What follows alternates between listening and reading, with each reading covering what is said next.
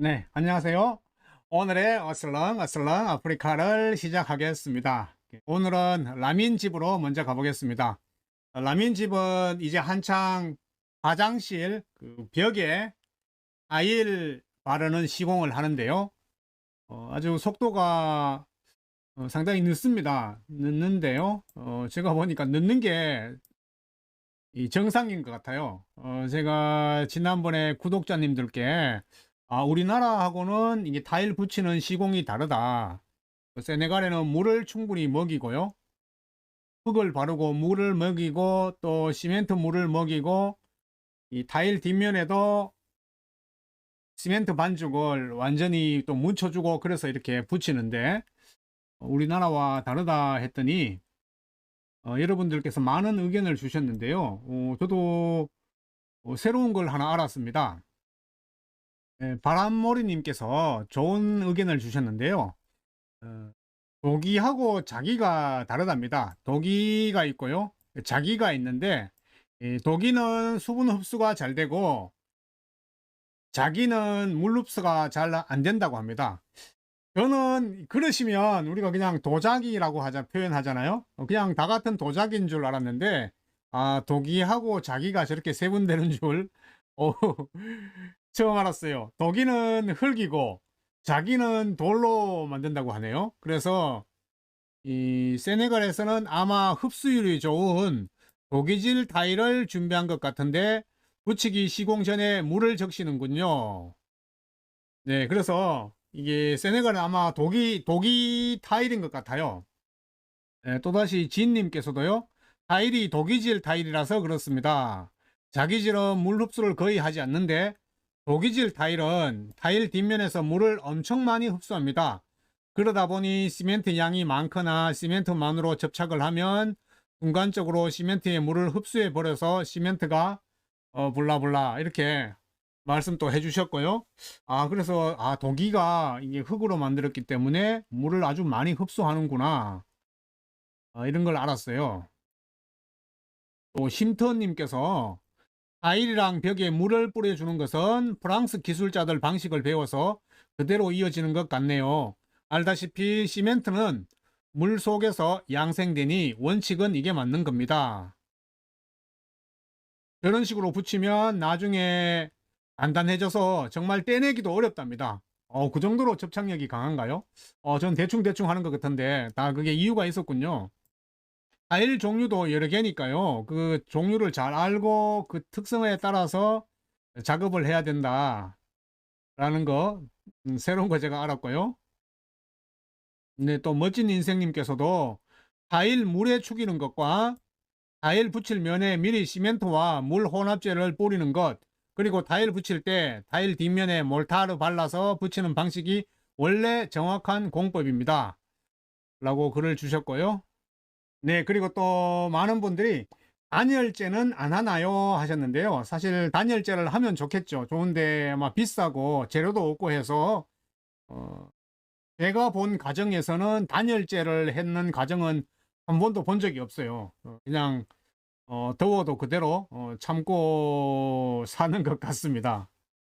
네, 그럼 오늘 또 준비한 영상 가지고 같이 보겠습니다.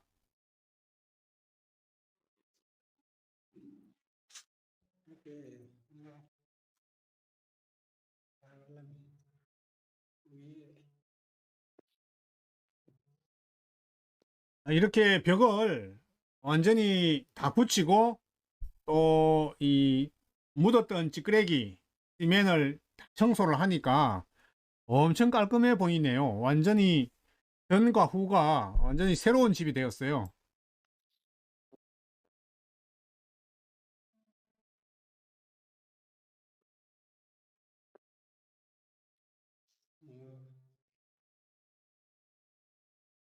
네, 여기 점처럼 박힌 곳은 여기 물 나오는 데고요.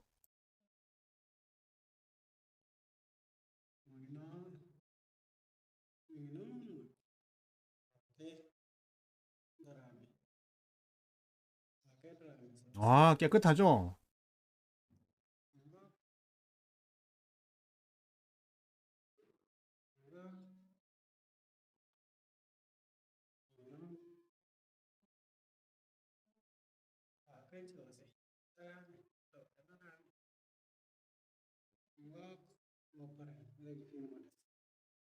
네, 이제 벽은 완전히 완료를 했고요. 아직 화장실 벽만 했습니다. 밑에 바닥은 아직 그대로입니다. 바닥은 아직 그대로네요. 어, 완전히 대조되네요. 바닥과 벽이.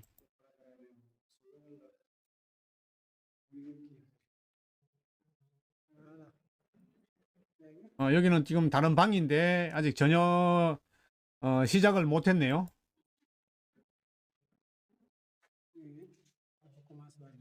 여기 이제 두 번째 화장실입니다. 두 번째 화장실도 아직 손을 못 댔습니다. 이제 첫 번째 화장실 벽만 완성을 했습니다.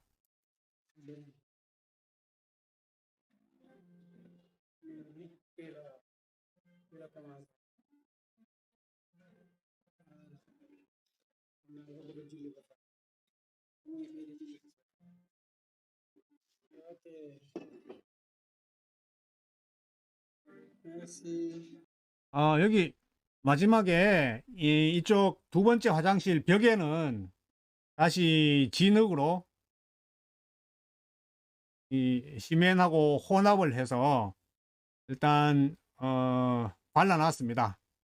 이쪽하고 비교가 되죠. 바르지 않은 쪽하고 시멘트 반죽을 바른 쪽하고는 지금 완전히 대조되고요. 아마 내일쯤 되면 다시 여기도 작업을 할 것 같습니다. 이게 아마 일부러 이렇게 천천히 하는 것 같아요. 그래야 더 이 붙는 접착 강도가 더 세어지기 때문에 그렇지 않나 그런 생각을 할 것 같습니다. 타일도 물 먹이는 시간을 또 충분히 줘야 되고요. 그래서 아마 천천히 작업을 하는 것 같습니다.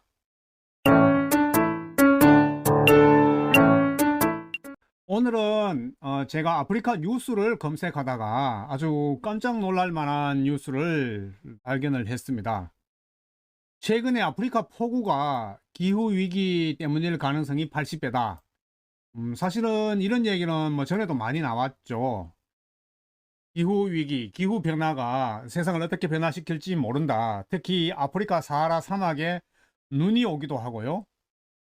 그리고 최근에는 뭐 비가 아주 자주 왔는데, 세네갈에도 기후 변화를 피해갈 수가 없었죠. 세네갈에도 비가 자주 왔고, 제가 우리 유튜브 채널을 통해서도 폭우가 내리는 장면을 한 번씩 보여드렸는데요. 그래도 막 사람까지 죽지는 않았거든요. 근데 오늘 이 뉴스에는 아주 심각한 일이 벌어졌습니다. 여러분, 이 나라가 차드라는 나라입니다. 차드의 도시 전체가 완전히 물에 잠겼어요. 어마어마하죠. 그림만 봐도. 차드에 대규모 홍수가 나서 100만 명 이상이 피해를 입었고요. 이게 아프리카 기후 위기 때문에 그렇다. 실제로 과거 데이터를 봐도 차드의 강우량을 보면요. 1985년에 이 정도 수준이었는데 원래는 이 정도 수준으로 점점 더 광우량이 많아지는 것을 볼 수 있습니다.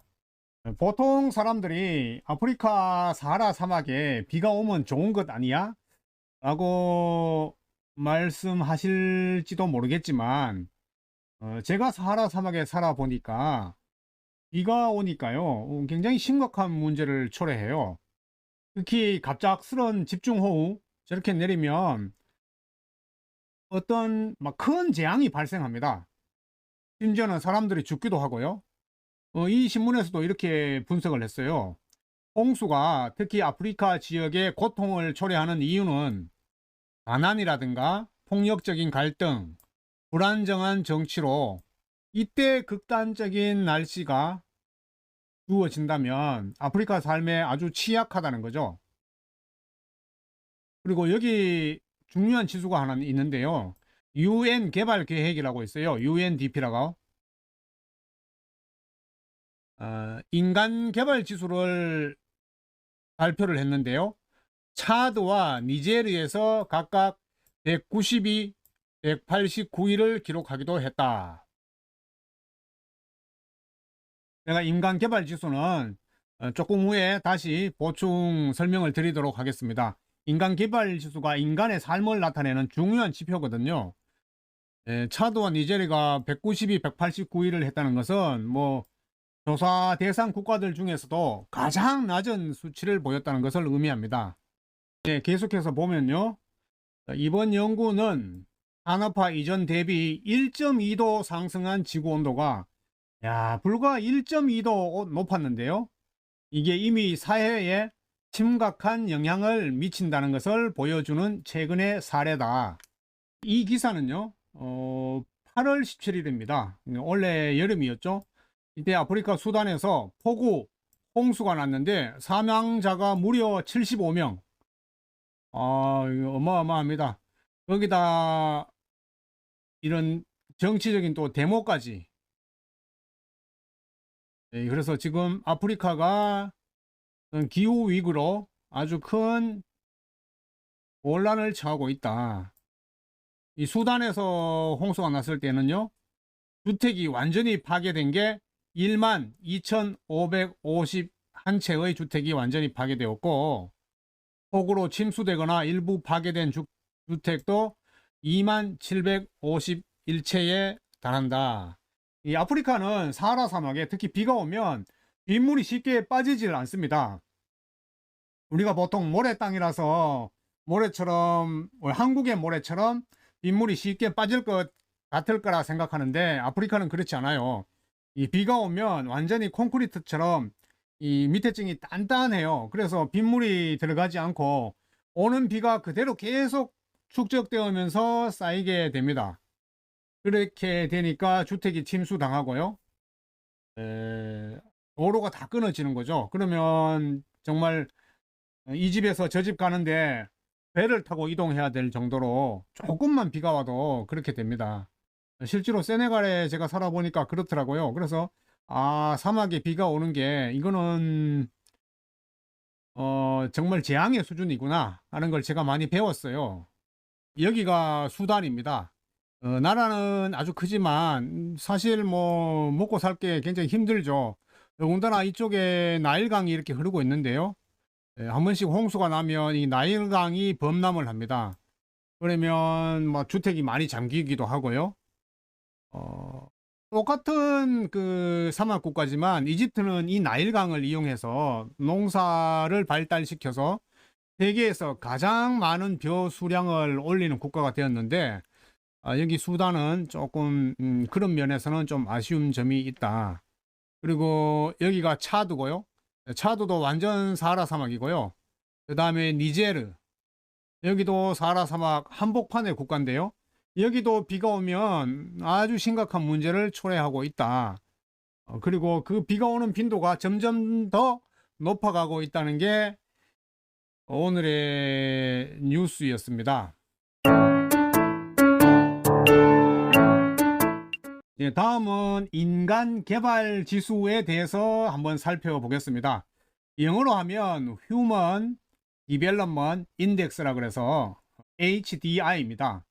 여기 보면 Development, 이거를 우리가 개발이라는 단어로 번역을 했는데요. 저는 개인적으로 이 HDI, 인간 개발 지수가 UN이 만든 지수 중에서 가장 잘 만들었고 의미 있는 지수가 아닌가 이렇게 생각이 됩니다. 그 이유가 뭐냐면 이 HDI는 인간의 삶과 관련된 지표예요. 그래서 한 나라의 HDI 지수를 보면 여러 가지를 판단할 수가 있는 거죠. 특히 이 나라의 실질 소득, 얼마나 돈을 잘 벌어서 잘 쓸 수 있느냐죠. 그리고 평균 수명, 그 다음에 교육 지수, 학교를 평균 몇 년 다니느냐, 이 세 가지를 합쳐서 만든 것이 바로 HDI 지수입니다. 그래서 상당히 의미가 있죠. 이게 사람이 그 나라에서 나의 타고난 재능, 나의 타고난 역량을 얼마나 잘 개발하고 발달시키느냐, 이런 지수거든요.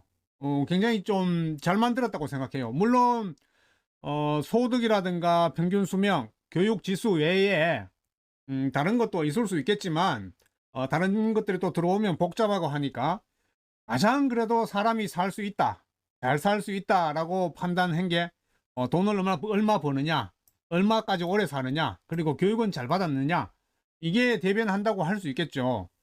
그래서 각 국가의 인간 개발 지수 HDI를 살펴보면요, 여기 지도로 한눈에 알 수 있는데요, 검은색에 가까울수록 HDI가 높습니다. 그 인간 개발 지수가 높다는 거죠. 전체적으로 봤을 때 이 북쪽에 미국, 캐나다라든가 그리고 이쪽 유럽, 러시아 이쪽이 조금 높고요. 대한민국은 뭐 아주 높고요. 일본도 아주 높고, 그 다음에 뭐 호주라든가 남미 쪽에서도 높은 걸 볼 수가 있습니다. 아쉽게도 인간 개발 지수가 가장 그 낮은 쪽에 속하는 나라는 대부분의 아프리카는 아주 낮고요. 그리고 인도, 파키스탄, 아프가니스탄 이쪽 지역도 인간 개발 지수가 아주 낮아요. 그래서 저도 이 어떤 나라를 가기 전에 인간 개발 지수, 그 HDI 지수를 항상 먼저 보고 가는 습관이 있거든요. 왜냐하면 그게 어느 정도 어떤 기준이 돼요. 그 나라에 대한 전반적인 것을 이해하는데, 그래도 HDI 지수가 가장 저는 신뢰성도 높고 믿을 만한 지표다. 실제로 그 지표 함수를 보면요, 구체적인 점수를 한번 볼까요? 그 인간 개발 지수는 1쪽으로 갈수록 높은 거예요. 이 로그 함수이기 때문에 1쪽에 근접할수록 아주 높은데, 우리 한국하고 일본이 세계에서 19위, 상당히 높죠. 똑같습니다. HDI 지수가 0.925로 똑같고요. 기대 수명이 우리나라는 83년, 83.7년, 일본이 조금 더 높게 나왔네요. 84.8년. 근데 원래 발표된 인간 기대 수명, 이게 한국이 일본을 앞질렀다고 하더라고요. 지금 여기 수치는 9월 29일, 이것도 원래 숫자인데 9월 29일 수치고요. 얼마 전에 발표된 그 인간의 수명 보니까 한국이 일본을 앞질렀다는 그런 뉴스를 한번 제가 본 적이 있습니다. 그리고 교육은 한국이 약 12.5년 받고 있고요. 일본이 조금 더 높네요. 13.4년. 그런데 우리가 1인당 국민소득, 물가 지수를 감안한 구매력 지수죠. 이 PPP입니다. PPP, Purchase Power 해가지고 구매력을 감안한 1인당 국민소득을 보면 한국이 여러분 더 높아요. 일본보다.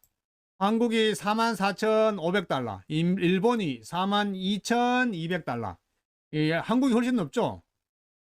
제가 자료를 조사해 보니까 언제부터 한국이 일본을 추월했지? 이래 보니까 2018년부터 한국이 일본을 추월했다고 하더라고요. 제가 그 자료는 준비를 못했는데 지금은 뭐 우리가 굉장히 자부심을 가져도 됩니다. 1인당 국민소득이 일본보다 더 높다. 그리고 미국은 뭐 되게 높을 줄 알았는데 의외로 HDI 지수는 한국보다 더 낮습니다.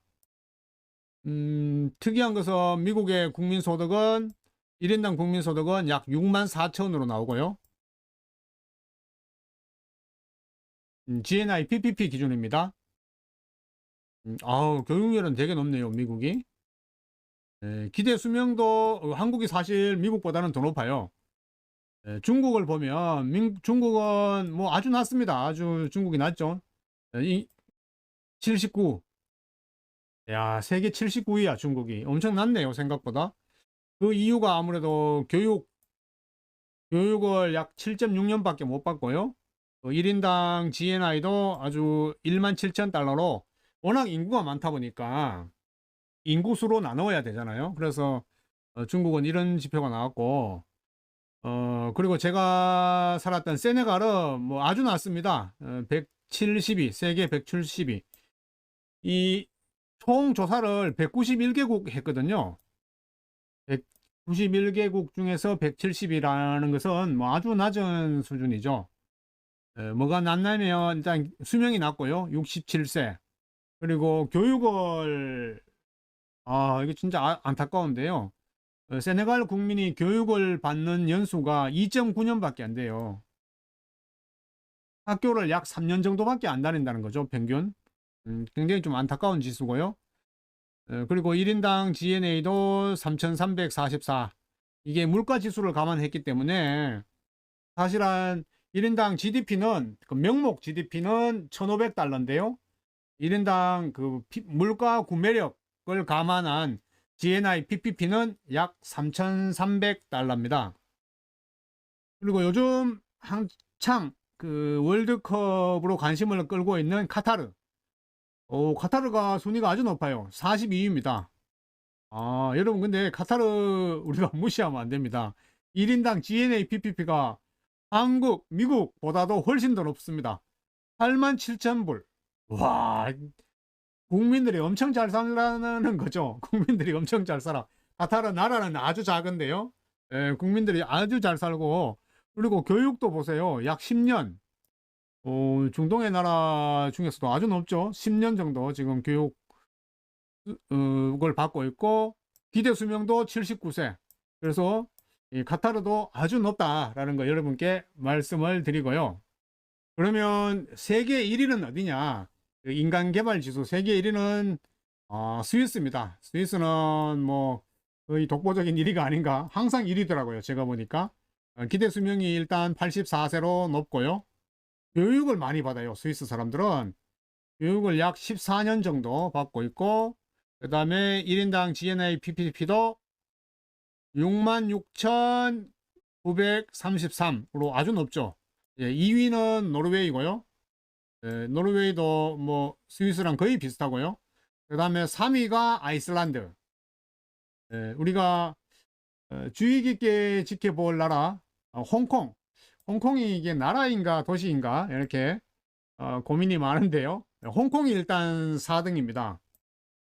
홍콩은 뭐 중국의 특별 자치 도시로 분류되어 있지만 사실상 뭐 중국하고는 완전히 다른 하나의 나라라고 봐도 무관할 정도죠. 왜냐하면 여권도 다르고, 그 다음에 이 돈 있죠. 중국은 뭐 인민폐인가요? 그걸 쓰지만 홍콩은 또 홍콩 달러를 쓰고 있고요. 그리고 정치 체계도 완전히 다르고, 그래서 홍콩을 따로 이렇게 분류를 하는가 봅니다. 그 인간 개발 지수가 홍콩이 세계 4등이에요. 어마어마합니다. 교육도 보세요. 교육도 12년이나 받고요. 그리고 이 1인당 GNA도 62,000. 중국보다 훨씬 높죠. 중국이 17,000인데요. GNI가. 홍콩의 GNI가 62,000이에요. 거의 뭐 중국하고 게임이 안 될 정도죠. 그리고 방금 191개 국가 중에서 정말 그 아쉽게도 꼴찌를 차지한 나라는 아프리카인데요. 남수단. 남수단인데 남수단은 진짜 768달러. 1인당 GNI PPP가 768달러입니다. 방금 뉴스에서 소개해드린 나라 차드는 뭐 차드도 거의 뭐 꼴찌에서 두 번째네요. 굉장히 좀 안타까운데, 차드는 교육이 뭐 2.6년밖에 안 되고 GNI도 1,300불 정도밖에 안 되고요. 다시 아프리카 지도를 보면요, 여기가 차드입니다. 차드는 진짜 뭐 거의 사하라 사막이고요. 이렇게 나라가 좀 바다라도 있으면 밖에 나가서 물고기라도 좀 잡아먹고 하는데, 이렇게 사하라 사막에 쌓여 있으면 정말 먹을 게 없겠죠. 그리고 인간 개발 지수가 가장 낮은 나라가 남수단, 바로 여기인데요. 물론 수단, 여기도 아주 낮고요. 이쪽 니제르도 아주 낮고요. 다 낮은데, 저는 여기가 남수단 지역인데, 여기는 사하라 사막 지대도 아니거든요. 그런데도 불구하고 지수가 아주 낮게 나왔어요. 남수단의 1인당 GNI가 이게 768불밖에 안 되는다니, 이거 저는 조금 이해가 안 가는데요. 왜냐면 여기가 남수단인데요. 물론 이제 바다도 없고 이렇게 쌓여 있지만, 여기는 그래도 이렇게 나무도 있고 어느 정도 사람이 살 수 있는 여건은 되는 것 같은데요. 평균 수명을 한번 볼까요? 평균 수명도 55세입니다. 아, 너무 낮는데? 네, 이게 너무 낮아요. 이 평균 수명이 55세다라는 거는 아마 이쪽 라인들 있죠. 이쪽 라인들은 그 말라리아의 위험성이 높은 국가들이거든요. 여기 뭐 코트디부아르라든가 이쪽이 평균 수명이 낮은 이유가 이제 말라리아 모기가 많습니다. 그래서 아마 그런 영향이 아닌가 생각되고요. 이 남수단도 마찬가지인 것 같고요. 그나마 이런 쪽의 나라들에 비하면 세네갈은 조금 이제 HDI 지수가 190개 국가 중에서 170위를 했으니까 조금은 낫다고 볼 수 있는데, 역시 이쪽에 여기 사막 이쪽의 나라들, 에, 수단, 차드, 니제르, 말리, 모리타니아, 세네갈 이런 쪽이 상당히 HDI 지수가 많이 떨어져 있습니다. 우리 UN 국제사회가 조금 더 노력하고 분발하고 해서 이쪽 아프리카 지역에도 HDI 지수가 조금 더 올라갈 수 있도록 많은 노력과 관심을 기울여야 되지 않겠나 이렇게 생각이 됩니다. 그리고 제일 첫 번째로 돌아가서요. 우리가 기후변화 때문에 사하라 사막 이쪽에 갑자기 기록적인 폭우가 와서 사람들이 죽고 하는데요. 또 상반되는 것은 이쪽에 아프리카의 뿔이라고 하죠. 에티오피아라든가 소말리아 이쪽에는 또 막 비가 안 와요. 비가 안 와서 사람들이 그냥 가뭄에 먹을 것이 없어서 영양 실조가 되고 있다는 뉴스가 또 계속 나오고 있습니다. 이 기후 변화가 굉장히 위험하죠. 한쪽에는 비가 와서 문제고 한쪽에선 비가 너무 안 와서 또 문제고, 앞으로 우리가 계속 관심 가지고 지켜봐야 될 것 같습니다. 오늘은 그 HDI 인간 개발 지수에 대해서 여러분과 함께 말씀을 나누어 봤습니다. HDI 지수가 산정하는 세 가지, 인간의 기대 수명, 그 다음에 소득, 그 다음에 교육, 이게 사실 나의 개인의 발전에도 아주 관계가 깊은데요. 여러분들도 그런 HDI 지수에 관심을 많이 가져주셨으면 좋겠습니다. 네, 오늘도 우리 어슬렁 아프리카를 사랑해 주시고 시청해 주셔서 감사합니다.